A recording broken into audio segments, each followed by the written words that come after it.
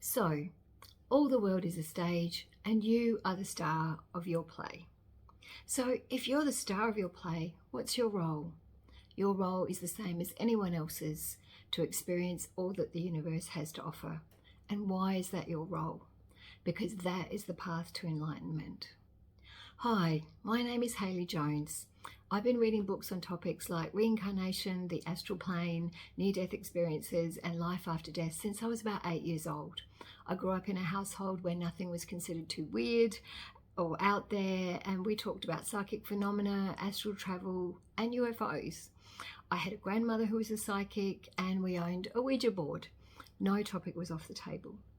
My passion is to help people to navigate their way through life more easily and death by understanding about reincarnation and the afterlife, to help ease their pain when they lose a loved one and to alleviate their fear when they're facing physical death themselves.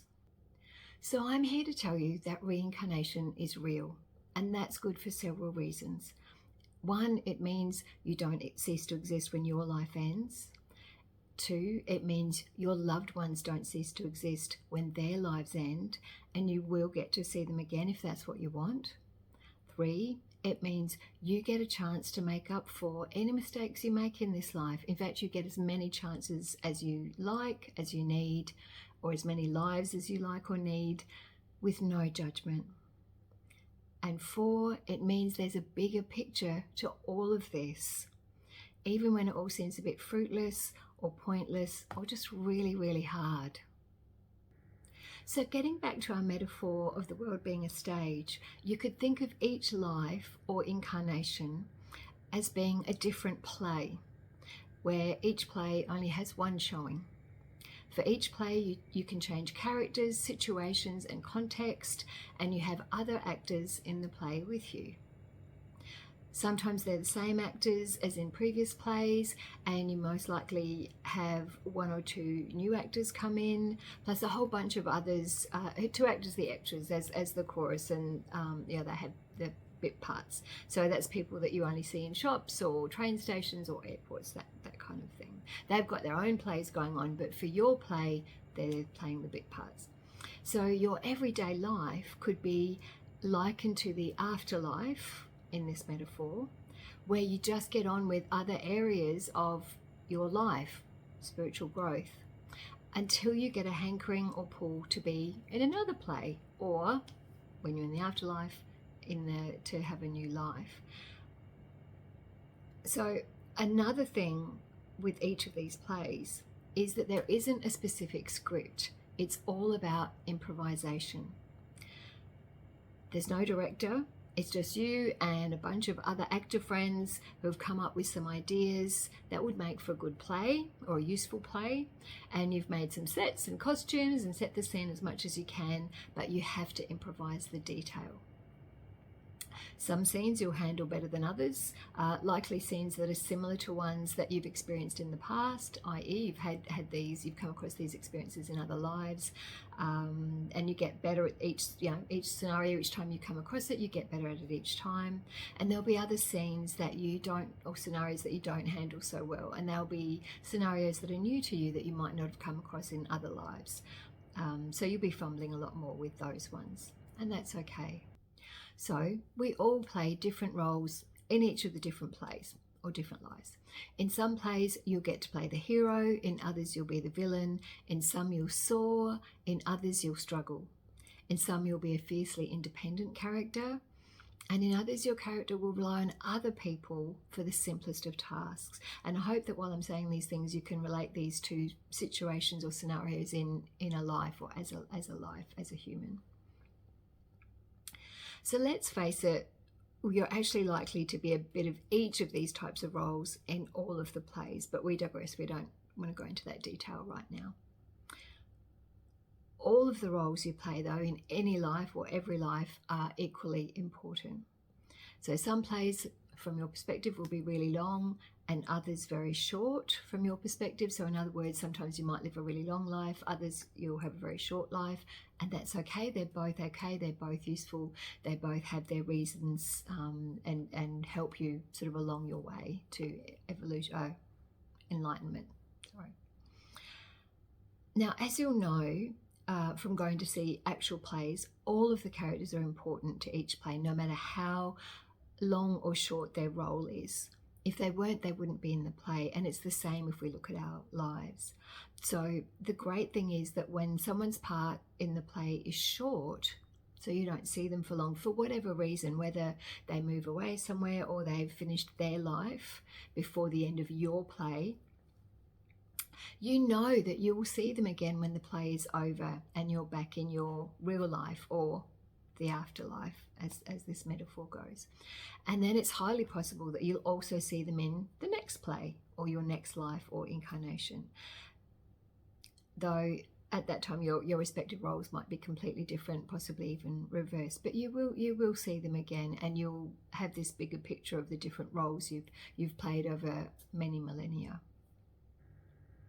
The great thing about this metaphor, where the play is one life or incarnation and everyday life when you leave the theatre is the afterlife, is that it really emphasizes the temporary and playful nature of life on earth and the permanent nature of the afterlife. The afterlife is where we belong. It's our home. It's earth that we're just visiting, and we're here temporarily. And that's the same for everyone. Everyone is here temporarily, and we always go back to the afterlife. We're in a play in the theatre temporarily, we go out, we leave the theatre and live our lives.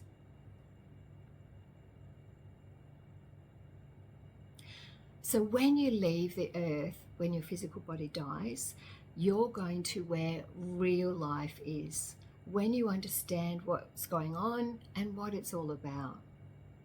It's a place where you can learn, create, or just hang out if that's what you want, although you'll get bored after a while and you'll be compelled to sort of move on and try something new and grow. While you're in the afterlife, you might also take on roles like being a guide, a spirit guide to someone on earth. You might help to orient souls who have just come back from a stint in a physical body on earth, who've passed over and just finding their way again. Or you might have a high level oversight role, perhaps of a whole planet, to try to influence the energy of that planet, particularly if its occupants seem to be going a little off track, which makes you wonder how many we have here for Earth. But again, we digress. So now, going back to the play metaphor, I'm going to take it a little further and say that all of the actors are children. So this fits in with the idea that that when we are suitably advanced along the path to enlightenment, we don't need to reincarnate anymore. So if we're not as mature, we keep reincarnating. So we can see that we're kind of effectively children in that way, children spirits. So generally, when you have children doing anything, especially perhaps being in a play or including being in a play, you want them to have fun. You want them to enjoy yourselves. You don't want them to take it all too seriously. And that's exactly how we should approach life then, by not taking it too seriously. So you may have noticed that when you're in a state of not taking things too seriously, when you're relaxed about things, it's when you feel the most content. You're kinder to others and to yourself. And taking it even further, when you feel really content, you can feel an underlying sense of joy and love just for being. I hope you've experienced this. If you haven't, it's worth giving it a try. Or taking note next time. Just try and feel like that and just sort of know, yeah, things are going a bit more easily because I'm feeling happy, I'm feeling relaxed about life. So when you're in a play and approaching it from a place of enjoyment, it flows. You're relaxed about approaching each new improvised scene. Because you're relaxed about approaching the scene, the other actors around you are better able to relax as well, and the scene flows for everyone. And I hope you can see where I'm going with this metaphor for your life. When everyone's relaxed, there's no competition, everyone feels like they have an equal role. Each actor is more likely to allow others to participate and have their share of the limelight instead of taking over the scene and making it all about them. If someone does get stuck, others are more likely to provide them with lines to bolster their contribution without making them feel foolish, enabling them to continue to participate as an equal. So obviously we're talking about improvisation in plays there, but that's what life is all about. We're improvising all the time. So if we can be relaxed about it and feel positive towards others and react towards them in a way that helps them along, it's good for everybody. So given this idea then, this metaphor of plays and theatres and the afterlife and so on, you don't need to feel sorry for those who have passed, who have gone to the afterlife. No matter what the circumstances of their passing were, they are fine and they're very much at home where they are.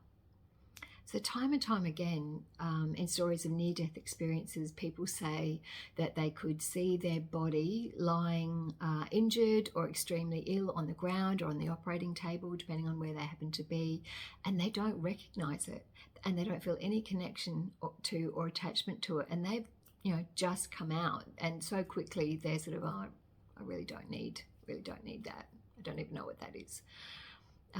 So typically they'll say that they see a light and they feel surrounded by love and they're just basking in that wonderful feeling. Sometimes there's also a life review with a complete lack of judgment from any entities that are watching with them. It's all, look, this is what happened, let's just watch it. And okay, obviously these are the things you're doing really well, and these are the things that, well, we just need to do them again and see how you go next time. There's no judgment.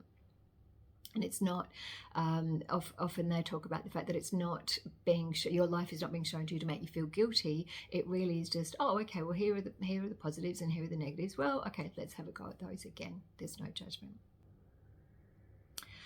Another typical scenario with this is, and of course, if we're hearing near-death experiences, they have come back, but they're either given a choice to come back or told that they must come back. Some people aren't given a choice at all. But many times they really don't want to. Whether they're given a choice or not, they don't want to. But they're convinced to come back, often by reminding them who or what they have to come back for. And as I said, others just aren't given the choice. It's not your time yet. You've got to go back.